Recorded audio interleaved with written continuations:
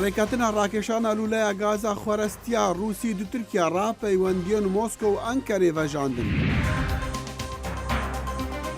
دەگەل بلەسخستنە ئامادەکاریان ئۆپراسیۆنە ئازادکردنا مووسڵ ئەمریکا دەبێژە ئۆپراسیۆن دێ ببڕیار و قومانداریە عێراقیان بە. و پشتی دبیتە هەڵبژاتنین سەرۆکاتی ئەمریکا چەند ناودارên کۆماری پشتاخوا دەدن دۆناڵد ترامپ.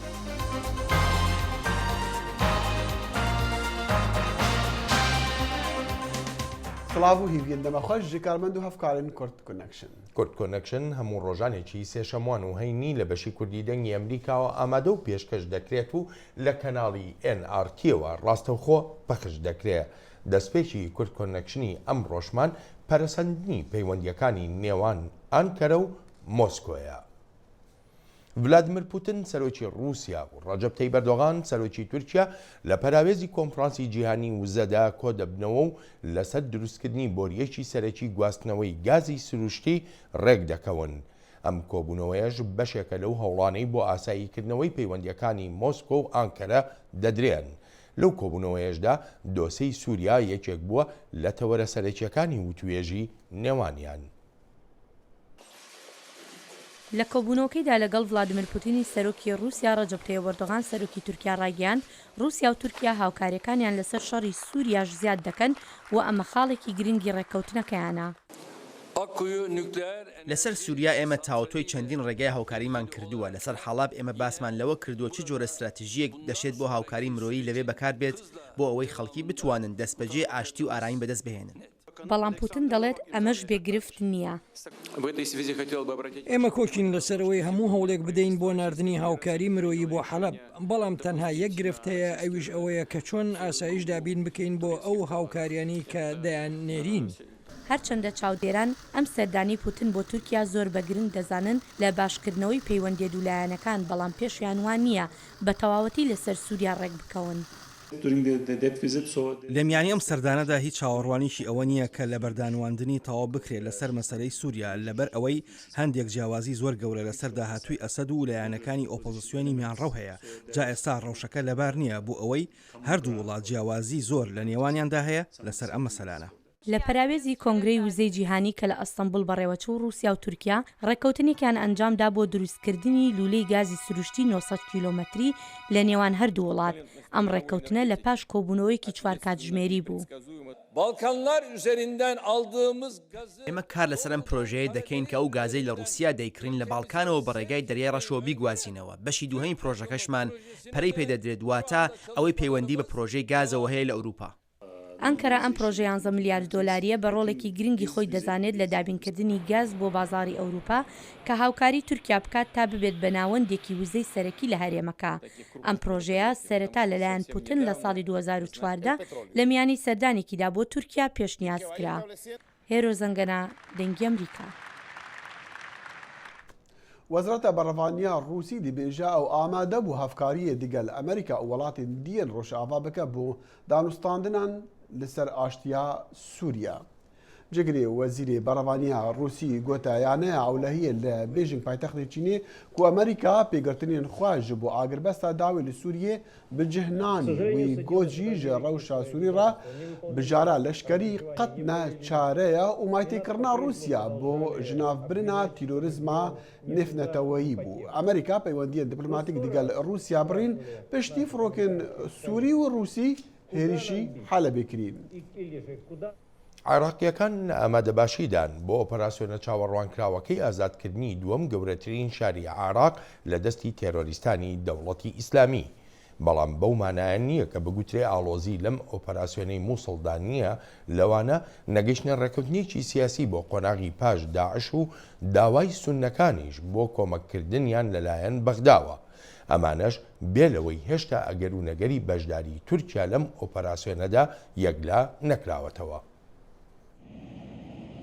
لەگەڵ جوڵەپێکردنی یەکە سەربازیەکاندا بەرەو شاری مووسڵ و کۆکردنەوەی ئامێر و کەرەستە و کەلوپەلەکان بۆ ئۆپەراسیۆنی ئازادکردنی ئەم شارە، سەرکردەیەکی لەشکری ئامادەیی هێزە ئاسایشەکانی عێراق ڕادەگەیەنێ بۆ ئەم شەڕە چاوەڕوانکراوە.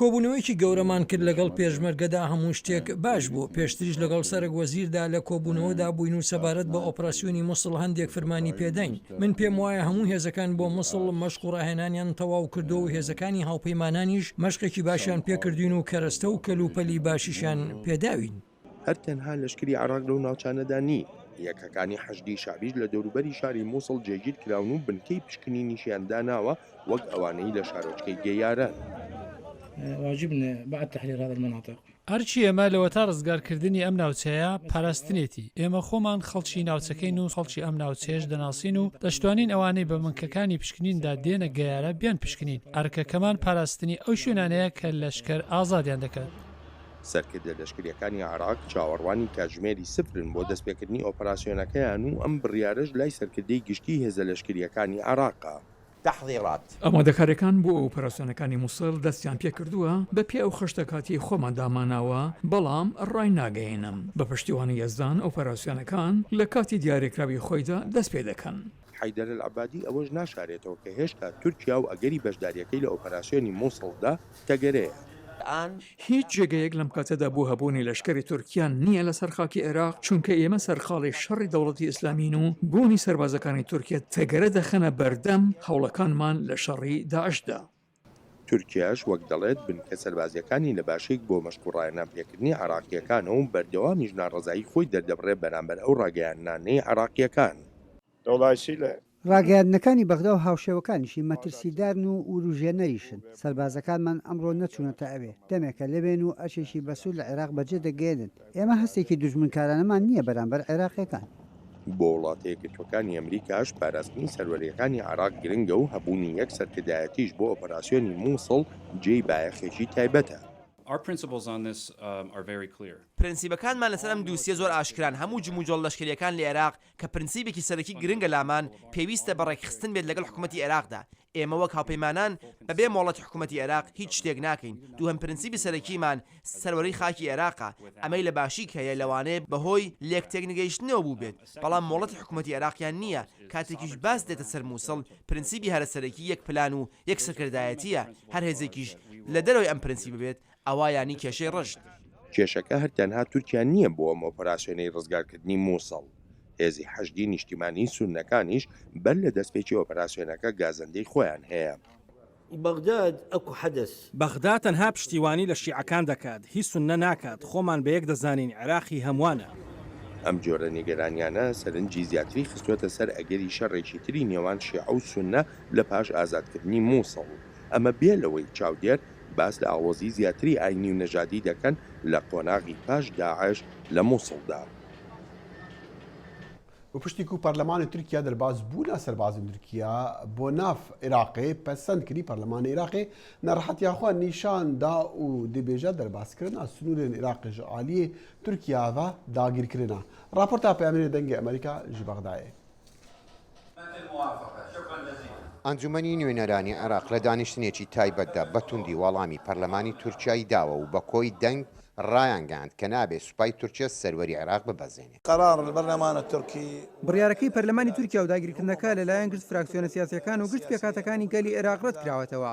لە پەرلەمانە ڕزای خۆیان لەسەر دەربڕی کە ژماریان 328 پەرلەمانتارن بەهۆی ئەوەی کە پێشنکاریەکی ڕوون و ئاشکرایە و سوکایەتیکردنە بە سەروەری عێراق.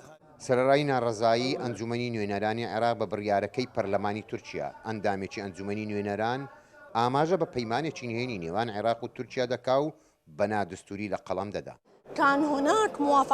ڕەزامەندیەک لەلایەن دەوڵەتی عێراقەوە هەبووە بۆ ئامادەبوونی سوپای تورکیا ئەگەر وهانیە بۆچی شاراوە و ڕوون نییەوە بۆچی حکوومەتی عێراق بێدەنگە لە بەرامبەر بوونی سوپای تورکیا لە نێو خاکی عێراق ئەم بابەتە لەلایەن گشت عێراقیەکانەوە ڕەت دەکرێتەوە چونکە ئەمە پێشێلکردنی دەستورە.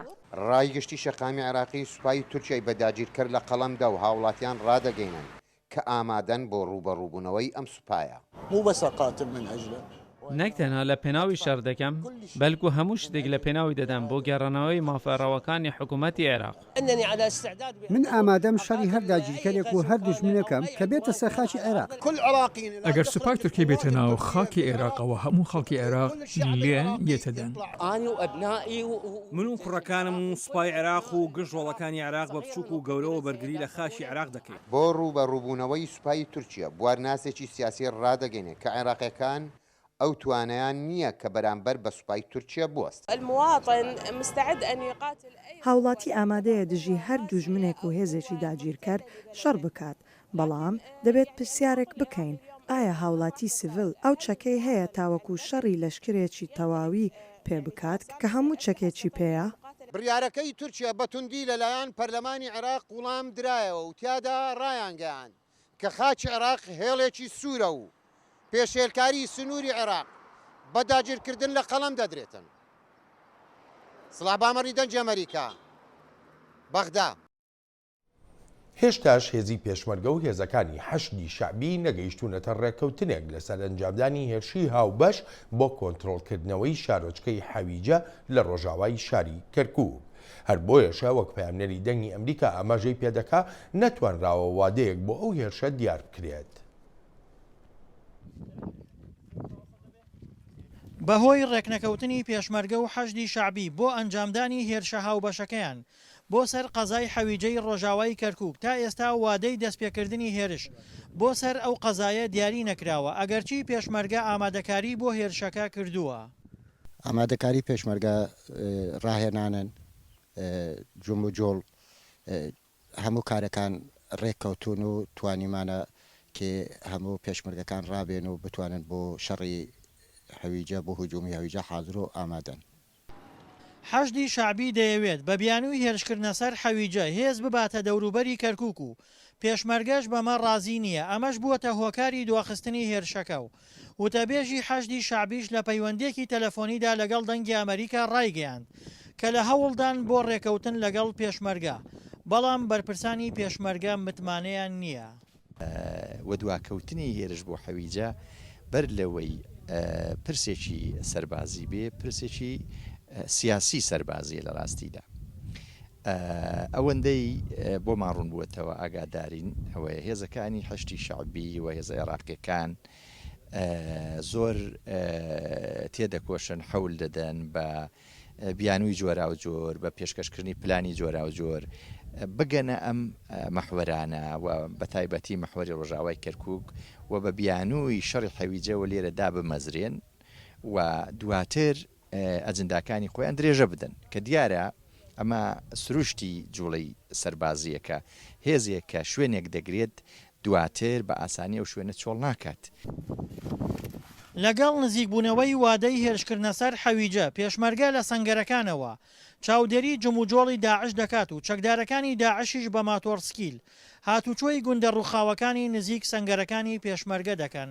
بە دووربینیش ئەمە بەردەوام چاو لەکەین دێن داعش دێت ماتۆر سواریان دێت دوایە ماتۆرین تراکتۆریان دێت دێن لەوێ ئێسر یانەکان بە بۆچوونی ئێمە احتمالی هەیە تەقینەوە دابنن دوایەوە یا تونێل لێ بدەن ئێسر کارێک ها بەدەستیانەوە. حکوومەتی عێراق بەردەوامە لە گواستنەوەی چەک و تەقەمەنی بۆ قەزای مەخمور و پێ دەچێت بەم نزیکانە هێرشی سەر مووسڵ دەست پێ بکات، بەڵام پێ دەچێت ناکۆکی نێوان حەشد و پێشمەرگە هێرشی سەر حەویجە دوا بخات. دڵشادنوار دەنگی ئەمریکا پارێزگای کەرکووک. بەرەکە ڕاوستاندنا دووەمیان نەمزەتێن هەڵبژاتنی سەرۆکاتیە ئەمریکا لە شەڤا یەک شەمێ هەرژێ دەست پێکێ بە هێریشن دۆناڵد ترامپ یە کۆماری لە دژی هەلەری کلنتن یا دەموکرات بوو. ئەف دەبێت لە دەمێکی بوو کو ژمارەکە ناودارین کۆماریان پشتاخوا دایە ترامپ ji ber gotinê nûî yên bêrîskirina jinan di vîdyoyekê de. گەرژی هەر دێ سەرەتایی دە دیار بوو دەما هەردوو کاندیدان دەست نەدان هەڤ وەک جاران. ترامپ هەوڵدا داخوازا لێبورینێ بکە لەسەر ڤیدیۆویە 11 ساڵان بەرێ لە دۆرژنان. ئەرێ ئەس پر شەرم دکەم ئەڤ نەباش بوو لە ئەوە خەفتن دو ئۆدەیەکی گرتی دەبوو و ئەف تشتن وەها دبن. کلینتۆن گوت ڤیدیۆ بەلگەیەکە کۆ ترامپ ژێ سەرۆکاتیەرە نابە و ئەو یادداویەیە دە لیستە ئارمانجکردنا ژنان لاتینیان و مسلمانان دە ژە ئالیە ترامپە. So this is who Donald Trump is. And the question for us, the question ئەvە دانە ترامپ و پرسیارە کو divê em û welatê xwe bersivê bidin ew ku em newihane. ترامپ لە درێژیە گوتوبێژێ عێریشی کلینتۆن کرد و ئەو وەک دەرە و چین بناف کرد. وی هەروەها و جارێکە در رەخنە کرد لە دۆر بکارانینا ئیمێلên تایبەت لە دەما ئەو وەزیرە دەروا بوو. Ger ez bi ser bikevim ez ê bihêlim dadwerê min dozekî taybet bi nav bike ji bo vekulînê di rewşa tê de ji ber ku gelek direv û sirtekarî bûne. Her tiştê wî gotî nerast in û ev bû min sürprîz nîne.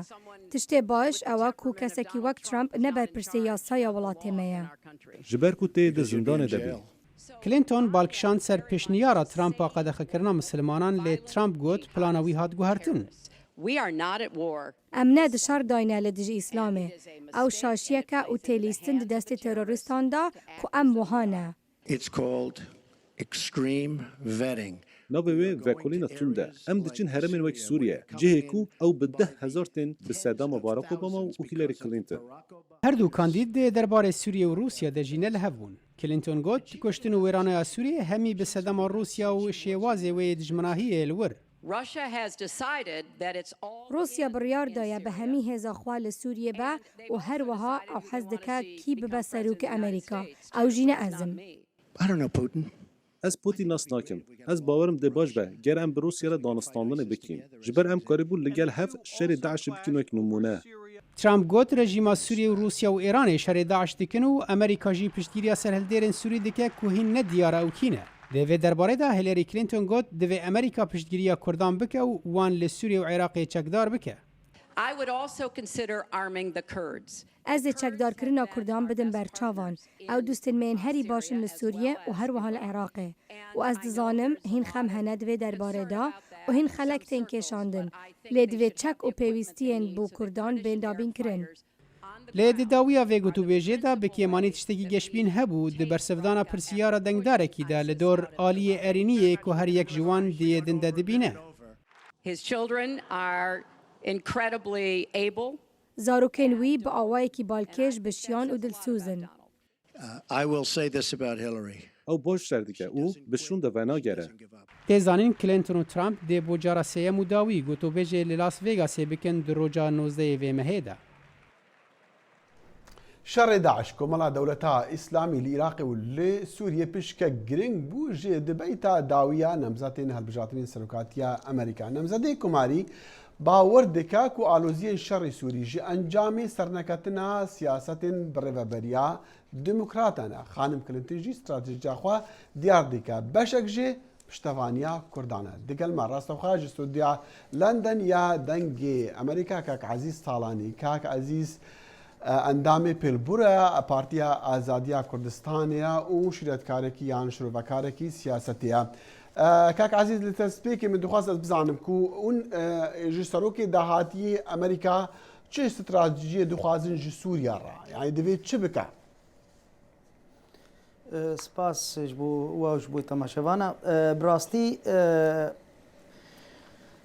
سەرۆکی ئەمریکا گۆوەرێتەدی نە مەسەلا دایرەی ئەمریکی نەبەس سەرۆک تەنێ قەرارێ دەدێتە دی استراتیژیە کە هەیە ئیدارا گۆوەرێدا ئەو استراتیژی وێ نە شخصە قەرارێ بدی ئەکید وێ شیرەتوان هەبێن ئەکید وێ وەزارەتگام وێ چاوە ئون چا دەخوازن ئون چ پێشبین دکن چاوە بە ئێمن دنەری نامەدا گوهارتنەکە ولۆ گەلێکی فەحش زێدە بێ گوهارتن نای گوهارتن ئەکید وێنەوەکی ساڵێ چووی وێنەوەکە ئیدارا ئۆباما بێ وێ قەرارێ وا بهتر ئێنەستاندن بهتر وێ زەلال بێ پێشیاواناکێ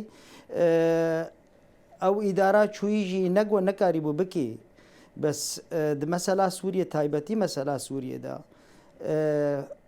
پسگرێکا سووری گەلکی زەحمەت بووش بەرگۆ ئەلتەرنەتیڤ جۆم کەسکی جوان ناکێنە بوو یان وێ ئەو ڕێژیمە بەعسی گۆ سووری حکم دکە 5 ساڵی ئەوێ بمێنێ گوهارتن ژبەر گوهارتنە ڕێژیمێ بخۆ زەحمەت بوو ینی توجاری ئەو ڕێژیما دکتاتۆری گۆ ئاوا بووی گوهارتنێ نکارێ بینێ سووریەدا یادە دووە ئەو کەسێ باشی گوت پێشا سەرهلدانێدا هات نەخوت دەرکەت نەجادا ئەو کەسیانەکە سەرێ سەدی نۆت هات نەکوشتن ئەو ناکێ نەمان کیما ئیرۆ ئێگۆ هاتە گۆ ببێ بەرامبەری وێ ریژیما باس بهتر بەشێ ئیسلامی بوون ئەف کەسێ سەد نابل هات نەخۆکردن ئەوژی ئەمریکا ئەلتەرنەتیڤ نەبوو گەلو بەشار ڕاکێ تەسلیمی وا کەسا بکێ کاک عزیز دۆناڵد ترامپی کۆماری دەبێژا و دوێ هەموو سەنگی لەسەر شەڕی داعش بە شەڕی یانژی شەڕی کۆمەڵین ئیسلامی بە دەبژ ئەسد بەردن چووکە ئەو دەبێژە ئەسەدژی شەڕی ئەوان ئیسلامیان دکایان یان کۆمەڵین ڕادیکالین ئیسلامی دیکە شەڕی سووری یان ڕەوشا سووری بێ شەڕی ڕژێمێ وێ بدوماهی بێتن وێ ئارام ببە ڕەوشا سووری نا ئەکیید نا تەدی ئەف هەردوو تەرەفژی هەفتوو بە گرێداییە ئەف گروپێ هاچێ بوون بە سەبەباوێ ئەو بۆ ئەڤریجیما سووری بوو یەک ژوا سەبەبێ هەری مەزن ئەوی گۆگۆ سووری بەرەدای کرد سینۆرێ سووری هەموو بەکریمان گۆ ئامەد ئەو تەدەخلاوە دەوڵەتێش دۆردۆرە سووری ئەو یەک ژوا سەبەبا بوو بێجە هەکە پرسگرێک هەموو بە هەفتوورە یەک پاکەجێنەوەی چارەسەرکردن ڕۆژبوونا پێش ڕۆژا سووری پێشدا نەوێ خویاکردنەوەی زەلالکردن توجاری ئەف پرسگرێک چارەسەر نابێت دوێ برەنگێکی چارەسەر ببێ ڕەنگێکی نا ینی موقت بێ دێ برەنگێکی چارەسەر بێ هەموو کەسێ سووری تێدا شریک بن تێدا سەرکردنێدا کورد اون چه ڕەنگە سیاسەتی یان چه ڕەنگە ئالیکاریە ژێ حکوومەت ژێ ئەمریکیان دەخوازن هەر کەسێک بێ بە بەسەرۆکێن و چم تنێ چەکردن وەکو وەمە بهیسی دراپۆرتدا خانم هێلەریکردن تن دەبێژە کو ئەمێ چەکا بدن کووردا یانژی ڕەنگێکی دی ئالیکاری اون ژێ ئەمریکیان دەخوازن مەسەلا کووردا ینی تەدی پێویستە چەک دەوێ زروفەیە هەناکێدا دەوێ شەڕێ داعشدا ناکێت شتێکی پێویستە پارتی کوردی هەموو داواوێ یارمەتیە کرد بۆنا یارمەتیە کووردا بکێ داوی شەڕی دووری خۆ بکێ و دووری جیهانی هەمووی بەرگۆمە شەڕی جیهانی هەمووی دکنیرۆ ji ber lojiya dilkî pêwîst e got ev yarmetî bi Kurda re bibênî bes mesela Kurda pirzgirêka Kurda ne bes silaha û îroj bû tiştekî muqet e îroj bû ne Daeş tenê îro Kurd mileteke miletekî zêdî 5 milyonê servê xaka xwe dijî ev pirzgirêka Kurdî got sedê sala divê çareser bibê divê binêzik bûn ve ser bêrûniştin mesela ev mesela Kurda çareser bibê ne meseleke muqet e bes mesela Daeş û ew nakê سپاس بە بەشداریەتە دەستە خۆش سپاس دوا بە دوایی دووەم دیبیتی نێوان کاندیدەکانی سەرۆکایەتی ئەمریکا هێشتاش دابەشبوونیشی بەرچاو لە ناو کۆماریەکاندا هەیە لەسەر دۆناڵد ترامپ. پۆڵ ڕایان سەرۆکی ئەنجومەنی نوێنەرانی ئەمریکا لە کۆنفرانسێکی تەلەفۆنیدا بە ئەندامە کۆماریەکانی کۆنگرێسی وتووە چیتر داکۆچی لە دۆناڵد ترامپ ناکا لە هەڵبژاردنەی سەرۆکایەتی ئەمریکادا و پێشتریش گوتوێتی سەنگی دەخاتە سەر دڵنیابوون لەوەی کۆماریەکان زۆری نەبن لە کۆنگرێسی وڵاتە یەکگرتووەکانی ئەمریکادا. ژمارەکان نامە ناودارن پارتیا کۆماری دەبێژە نامزەد تێوان دۆناڵد ترامپ کێری سەرۆکاتیە ئەمریکا ناهەیە هەنێک جوانە ڕژدیە دکن و ئەو خۆشێ هەڵبژاتنیان ڤەکێشە نەدیارەکە ئەگەر ئەف داخواز بێ جێبجێکردنیانە لێ هەرچابە هەر ترامپ وێ دبەرەکانیدا هەر بمینە. ناتوانی بەرگری لە کەسێک بکەی کە شایانی بەرگریکردن نییە.